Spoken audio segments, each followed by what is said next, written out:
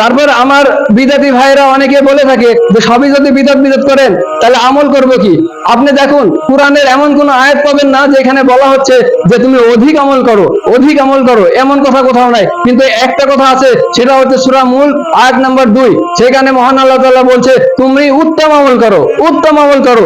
আপনাকে উত্তম আমল করতে হবে। এখন উত্তম আমল কি? উত্তম আমল হচ্ছে ওইটাই যেটা রাসূল সাল্লাল্লাহু আলাইহি সাল্লাম করেছেন, যেটা দেখিয়ে গেছেন, অর্থাৎ কোরআন এবং সহিহ হাদিসে যে আমলগুলা, ওটা হচ্ছে উত্তম আমল। এর বাইরে আপনি যা আমল করবেন ওগুলো আপনি বিদআতের মধ্যে চলে যাবে। সুতরাং আল্লাহ যেখানে নির্দেশ দিচ্ছে তুমি উত্তম আমল করো, সেখানে আমরা বেশি আমল করার আমাদের কোনো দরকার নাই। আপনি সুন্দরভাবে 2 রাকাত আমল করলে মহান আল্লাহ তাআলার দরবারে এটা কবুল হয়ে যাবে। আর যদি আপনি 1000 রাকাত আমল করেন, যেটা রাসূল সাল্লাল্লাহু আলাইহি সাল্লামের দেখানো পদ্ধতি না, বিদআত মিশ্রিত, তাহলে ওই আমল মহান আল্লাহ তাআলার দরবারে কবুল হবে না। সবচেয়ে ঘৃণিত, সবচেয়ে জঘন্য গুনাহ হচ্ছে শিরক আর বিদআত। সুতরাং এই দুইটা চিনবেন, এই দুইটা চিনতে হবে। মহান আল্লাহ তাআলা আমাদেরকে শিরক এবং বিদআত থেকে মুক্ত রাখুক। আমিন।